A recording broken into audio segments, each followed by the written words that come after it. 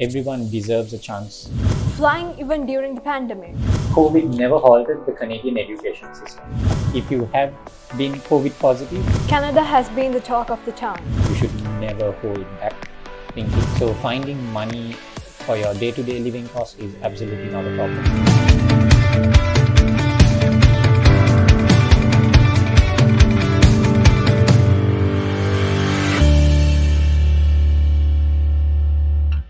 A very warm welcome, everyone. Today we are tuning in with another episode of Expert Tea Talk. Without further ado, let me introduce to you our special guest for today, Avantha Jayasinghe. How are you, Avantha? I'm doing well. How are you? I'm fine. I'm living with this situation. How are the things with regard of work, with your personal life and all? How are things going with you? Going well. I mean, everyone had to, I guess, get used to the whole situation with the pandemic, turn their lives around, get used to working from home. Yeah, true. I guess it's a new norm, and people just have to go with the flow now. And yeah, How is it for you going with the flow? pretty decent. I mean, we are used to handling things from a tech point of view. Right. Being Applyboard is a tech giant, so education plus technology hand in hand. We really didn't feel too much of a hit when it came to the pandemic. We were able to basically turn everything around and just go ahead with our workflow without any issues. Talking about you, what is it like to be in the Applyboard? This is out of all questions. What is it like to be in the Applyboard, and what do you do in the Applyboard? Just to get an idea about asking that question. That's actually a really good way of me explaining what Applyboard is. So Applyboard is an edtech company.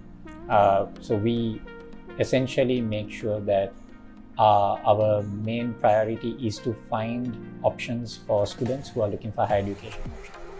Everyone deserves a chance at higher education, and our goal is to make sure that we find those dreams and make it a reality for these students. So I guess that is what Applyboard is essentially. So we do our best to find some option that will work out for the student. So we do have multiple universities and colleges that we are affiliated with, that we've partnered up with. And so yeah, that is exactly what we do. Right, great, thank you. So, getting to the point, what do you think about Canada? I mean, Canada has become the new trend. We all talk about Canada. My friends talk about Canada. My brother talk about Canada. Canada is like the name of the town now. Like, people go there and they want to go there. Canada is like the main goal for all those people. So, what has caused for those students, for those international students to go to Canada? Well, I'd say it's not just in Sri Lanka. To be honest, it's a worldwide trend that has changed. If you look at how the pandemic has caused quite a shift in how things have worked. Up until now, Australia used to be the #1 destination in Sri Lanka, but due to the pandemic, they had to shut down. And international students students who want to study internationally don't really want to put their higher education on hold. So they looked at the next best option, and it happened to be Canada. But the trend slowly started up when they started realizing that, okay, Canada is actually not the next best option, it's actually one of the best options. Yeah. This also relates to the fact that the cost is lower, tuition fee is lower, their living cost is lower, and the lifestyle is so much better as well. Right now, Canada is known as the #1 living destination. Nice, that's so. So looking at all of these aspects, and I guess even the immigration policies, there are so many immigration methods for international students. So looking at all of these, international students from around the world started choosing Canada as their destination. And you will see anywhere in the world, even in Google Trends, that Canada has become the #1 search topic.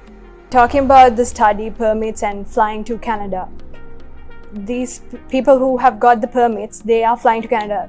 Does this mean Canada is attracting more people to Canada, attracting more students to Canada in the future and also in the present?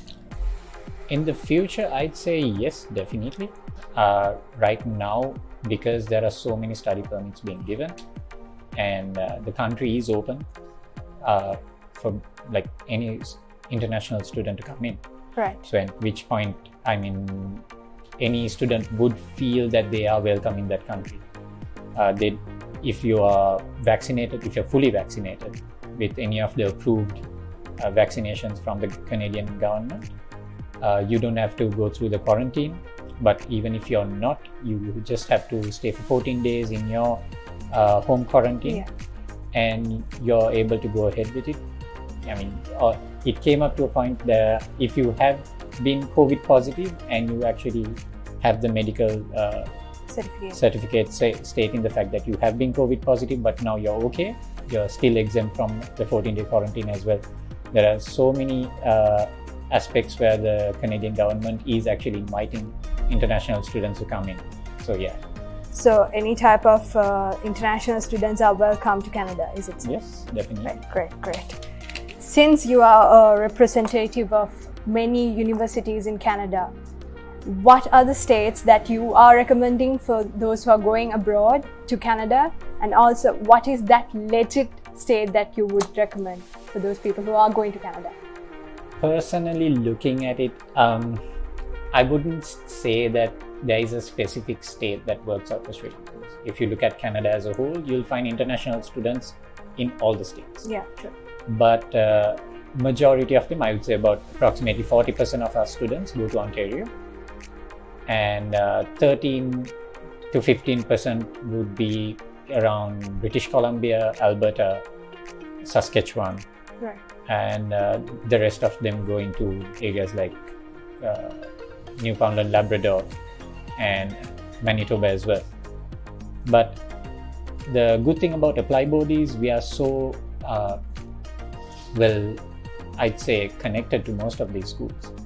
We have multiple options around Canada. So whenever a student says, okay, I want to study in this particular area, the chances of us having an option to give that student in that area is very high. Right. So we have over 100 universities we connected to Apply Board, and well over another 100 colleges as well. So we definitely have options that we can give students in whichever area of Canada that they choose. As for my personal opinion, I wouldn't say that you should go to Ontario or British Columbia or anything of the sort. It's up to the student as to where they really want to go to. So approximately there's always a university where you could find in any state. Is that so? Pretty much. Right, great. And you'll definitely find Sri Lankans in that area as well. Yeah, there's so many people going to Canada right now. Exactly. Yeah. In terms of education systems in Canada, what is the maximum age limit, the maximum age which requires for those students to apply to Canada? And what sort of things do you look into as an Apply Board member? What do you look into a student's profile? So there are a few criteria that essentially make you what I would call is a high risk student. Right. Sorry, high risk student. Basically, if you are 27 years old or above, applying for an undergraduate program, you will essentially be flagged as a high risk student. Same goes for postgraduate, above 35 years old. The other pointers would be if you have an education gap of over 8 years, for certain schools an accumulated gap of 5 years. Otherwise, your IELTS or any English language test is lower than what is required. All of these come up as red flags. Right. So essentially, to study in Canada, you have to be I wouldn't say that there aren't students who are above 27 who have gone for undergraduate. There are, but you need to meet the rest of the criteria. So you have to have good English, you have to have good academics, you have to have a good reason as to why you're going there as a student. Sure. So if you can prove those pointers, then yes, you are easily able to go into Canada and you can get your visa granted as well. But there are also enough and more people who say that you can go to Canada without IELTS. You see these posts I've heard coming that, up on yeah. Facebook and that, which is not true. The High Commission themselves have said it's an absolute necessity to have English capabilities. Yeah. So these are the things that you really need to look at. You can't fail exams and then apply for universities. You can't have massive gaps in your CV. You have to have done something. If you can justify exactly what you've been doing, no trouble at all. You can easily study in Canada. Would you mind explaining about the CV and the procedure? As in, what did you mean about when you said there shouldn't be a gap? What did you mean? Okay, so certain schools say they do not like having a study gap. Essentially, after you finish your A-levels, you need to have studied some either diploma or anything of the sort, and then you can apply. Right. Unless you're applying right after your A-levels, you're completely fine again. But if you have not done anything during that gap, not even work, then that's a study gap as Right. well. Certain schools don't consider work as a study gap as well. In the sense, you need to have done something academically throughout the years before you apply. Yes. So it depends from school to school, but we do have multiple options, so we can always find some option that works out for you. But essentially, you need to have done something Right. to basically grow professionally or academically. About IELTS, if I may ask, what's the minimum mark? Because there are people who are confused about the minimum mark and the maximum mark. Yeah. What's the minimum mark? So, when it comes to IELTS, immigration would really prefer you having 6.5, nothing below 6, as in Nothing no below band 6. below 6. Right. But for schools, it can range from 6, nothing below 5.5. Right. Schools, in the sense, these people who left Colleges school. or universities, when you're applying, okay, so you need IELTS for 2 pointers.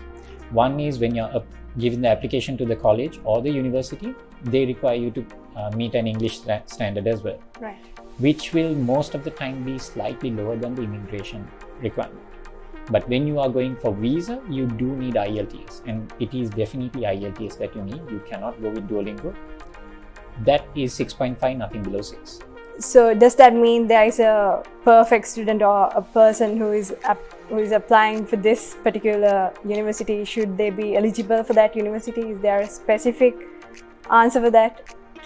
For I the student? wouldn't say that there is a perfect student. Right.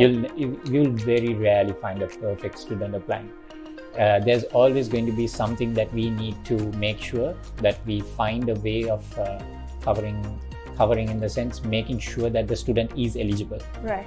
So that point comes up to a place where we look at all the criteria, that whether the student is eligible or not, and wherever the student is not eligible in, we will support them saying, okay, this is what you need to do so that you are eligible to go and study there. End of the day, it's the fact of ticking the right boxes. If you are okay with everything, then there is something that might go wrong, we'll make sure that we avoid that as well. So it's just about knowing exactly who you're working with, and that person knows exactly what Canada requires from a student, and if you tick those boxes right, you're good to go. So when it comes to Canada, the students who are applying for Canada, they are seeking for scholarships. I mean, people that I know, they are actually wondering whether I can get a scholarship. They're asking the people who are they connecting with whether I can get a scholarship from those universities. Are there any scholarships available for the bachelor's and the master's students? There definitely is. There's so many scholarships available. I mean, there's 2 criteria, as with any country there is. There's the entrance scholarship, where when you apply, universities will give you the scholarship for applying to that university. So we have an exclusive scholarship, just to name one, with Yorkville University. If you apply for their BBA, you immediately get $10,000 Canadian off waived Nice. throughout the 3 years. So that's only exclusive to Apply Board. But there are also the other merit-based, where you actually have to apply for a scholarship and say why you are eligible to gain that scholarship as well. On top of that, I mean, even Apply Board gives scholarships. We have the STEM for like women who are studying STEM subjects. We have Apply Board scholarships as well. STEM subjects in the sense science, technology, engineering, or mathematics. So for any student who is willing to go that extra mile, we have that option as well. So there's multiple scholarships, but also students do need to realize the fact that compared to the rest of the world, Canada's tuition fee is one of the lowest. Right. So when you really change the price factor, it's really not that expensive to study in Canada. So you really don't need to look at a scholarship as well. If you really find the correct place, it's pretty affordable. Yeah. Talking about the Applying Board scholarships, is there a minimum qualification to get that scholarship?